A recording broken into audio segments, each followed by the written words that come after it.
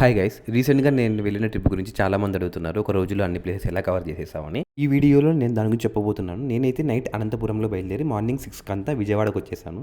విజయవాడలో దర్శనం చేసుకున్న తర్వాత అక్కడి నుండి ర్యాపిడ్ బుక్ చేసుకొని బస్ స్టాండ్‌కెళ్ళి అక్కడి నుంచి రావులపాలెంకైతే వెళ్ళాను. రావులపాలెంలో నేను దిగేపాటికి 10:30 అయింది. అక్కడి నుంచి అయితే రామచంద్రపురం బస్ ఎక్కాను. ఆ రూట్ అయితే చుట్టూ కొబ్బరి చెట్లు, వరి పంటలతో చాలా బాగుంటుంది. రామచంద్రపురంకి వెళ్ళేపాటికి 11:30 అయింది. అక్కడి నుంచి ద్రాక్షారామంకి బస్ ఎక్కాను. ద్రాక్షారామంకి వెళ్ళేపాటికి 11:55 అయింది. 12కంతా లోపలికెళ్ళేసి దర్శనం చేసుకొని బయటకొచ్చేపాటికి 12:30 అయ్యింది.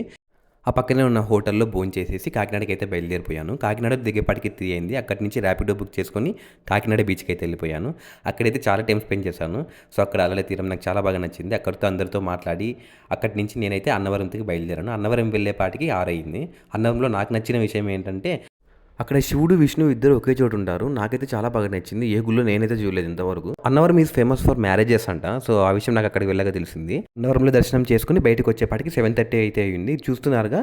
ఇదే అండి మనం అన్నదానికి వెళ్ళే దారి. అక్కడ పక్కనే ఉన్న ఒక బెంచి మీద అయితే ఇద్దరు ఆంటీ వాళ్ళు కూర్చున్నారు. వాళ్ళతో అన్నవరం విశిష్టత గురించి మాట్లాడేసి నేనైతే నైట్ విజయవాడకి వెళ్ళిపోయాను. విజయవాడలోనే నైట్ అంతా స్టే చేసి మార్నింగ్ అయితే మచిలీపట్నం బయలుదేరాను. విజయవాడ టు మచిలీపట్నం రూట్ అయితే మంచుతో కప్పబడి చాలా బాగా అనిపించింది నాకైతే. మచిలీపట్నంలో దిగిన తర్వాత వెంటనే పీవీఆర్‌కి వెళ్ళి చావా సినిమా టికెట్ అయితే బుక్ చేసుకొని చావా సినిమా చూసేసి మా వాడి పెళ్ళికి అయితే వెళ్ళిపోయాను.